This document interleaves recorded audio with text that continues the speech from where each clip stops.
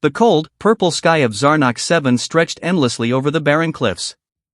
A lone human man, Ethan, stumbled through the alien terrain, his clothes torn during the crash of his exploration ship.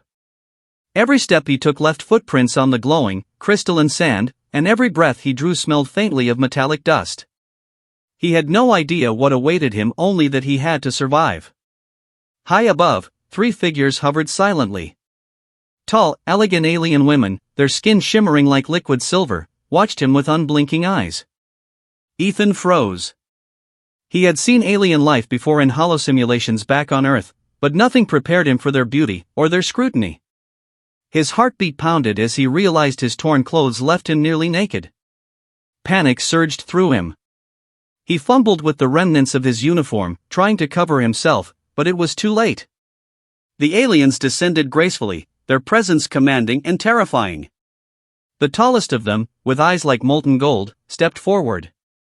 Her voice, soft yet echoing across the cliffs, broke the tense silence.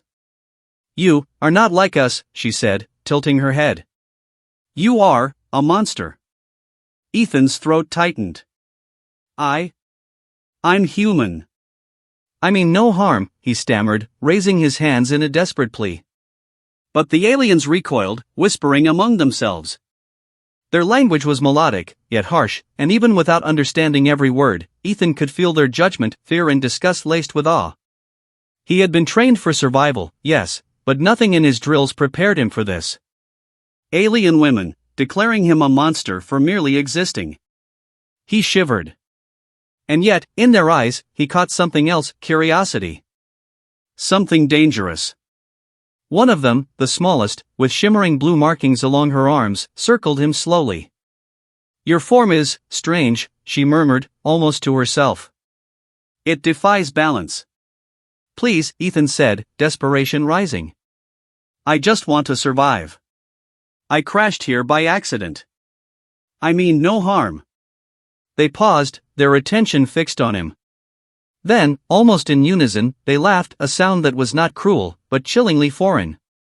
It echoed over the cliffs like wind through hollow stone.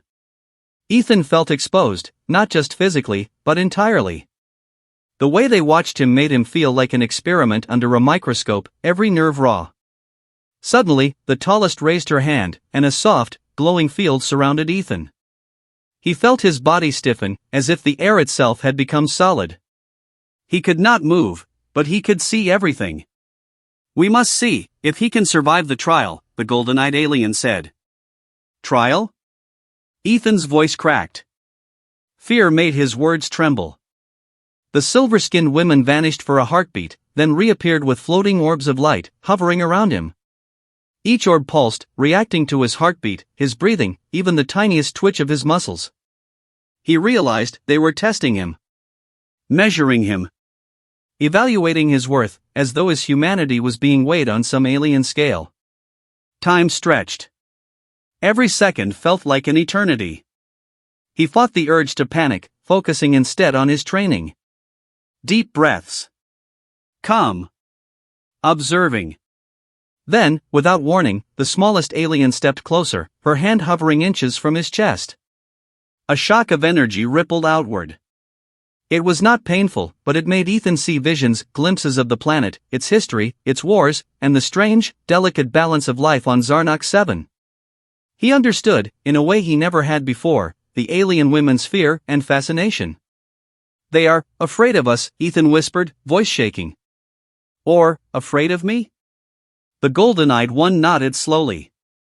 "You are not a monster of instinct, but a threat of mind. You carry chaos. You are unpredictable." Ethan swallowed hard. "I don't want to hurt anyone.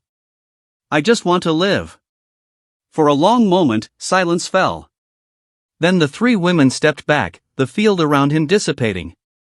Ethan collapsed to his knees, gasping, grateful for the ground beneath him. But they did not leave. Instead, they observed, studying him as though he were a rare specimen. The tension lingered, but so did a strange respect. "Your life is fragile," the smallest said, voice soft. "Yet, there is strength. The monster we feared may yet teach us something." Ethan slowly got to his feet, realizing that the trial had not ended, it had only begun. He would need to survive their scrutiny, their tests, and the alien world itself. And maybe, just maybe, he could find a way to prove that being human was not a curse, but something worth understanding. As the purple sun dipped below the jagged horizon, Ethan took his first careful steps into the unknown, fully aware that every movement, every thought, was being watched by beings who could destroy him or change his fate forever. In that moment, fear was replaced by determination.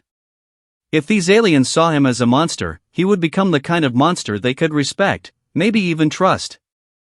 The cliff echoed with silence once more, broken only by the whispers of alien curiosity, as Ethan's journey and the real trial truly began.